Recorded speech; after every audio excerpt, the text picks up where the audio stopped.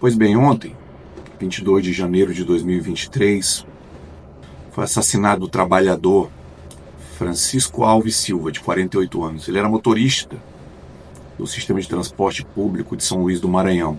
Foi assassinado no início da noite enquanto trabalhava.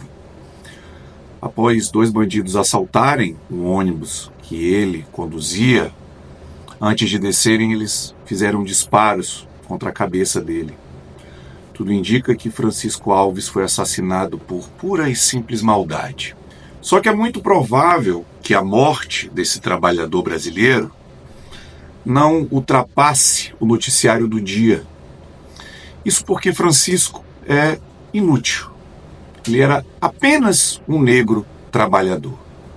Ele não fazia parte da comunidade LGBT para ter os seus algozes acusados de homofobia, transfobia. Ele não era um artista para ter os seus algozes acusados de cometerem racismo. Não fazia parte de nenhum dos partidos políticos que concedem o status de supercidadão a qualquer pessoa. Ele era apenas um trabalhador brasileiro. Então, não vai ter comissão de direitos humanos da OAB, não vai ter secretário, não vai ter deputado. Podem ter, sim, lamentações em relação à morte dele, mas revolta contra aqueles que tiraram a sua vida, com a mais absoluta certeza não vai ter. Agora, se fosse, ao invés de um trabalhador assassinado por bandido, um bandido que tivesse levado um peteleco de um policial, aí nós iríamos ter semanas e semanas de comoção social.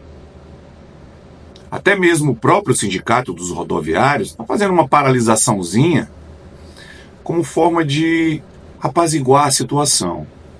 Não tarda, daqui a algumas horas, eles esquecem da morte de Francisco e o sistema de transporte público volta ao normal. Porque o sindicato dos rodoviários gosta mesmo de fazer barulho quando diz respeito ao aumento de passagem na cidade. Aí eles fazem greves por 2 dias, 3 dias, 4 dias e até semanas. Porque se tiver que colocar na balança a vida de um trabalhador do sistema de transporte público e os bolsos já estão cheios dos empresários, donos das empresas, o sindicato dos rodoviários faz uma escolha que todos já sabem qual é. Passadas algumas horas do assassinato desse trabalhador, também vem à tona a notícia de que as câmeras de videomonitoramento do veículo em que ele trabalhava estavam desligadas. Tudo indica que os assassinos do Francisco vão ter o mesmo destino dos assassinos do Emerson Mateus, assassinado em 6 de abril de 2023. Assassinado quase que da mesma forma.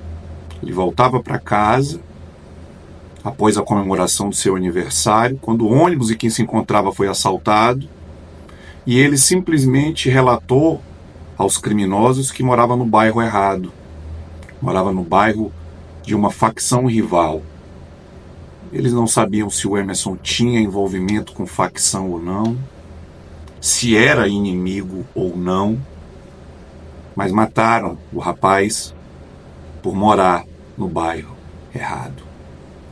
Com a mais absoluta certeza, a mesma crueldade que vitimou aquele estudante no ano passado, em abril do ano passado, foi a mesma maldade que vitimou o motorista na noite de ontem.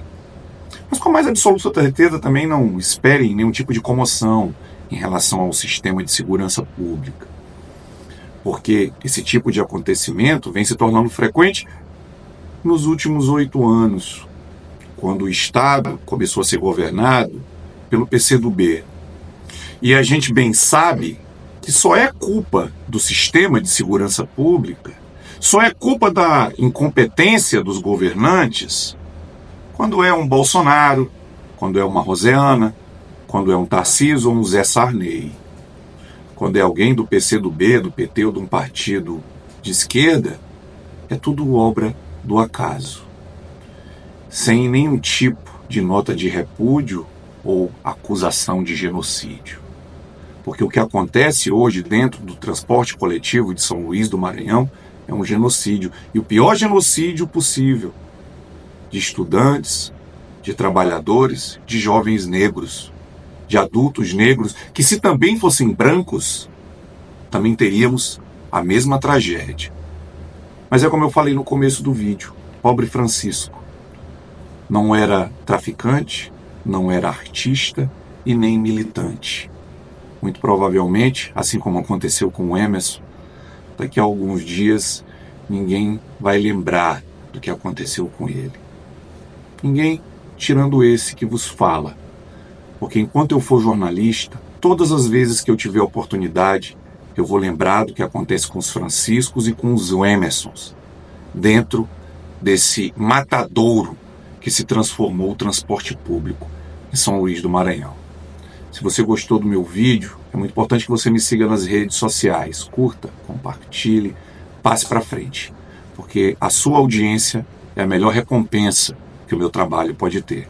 Muito obrigado.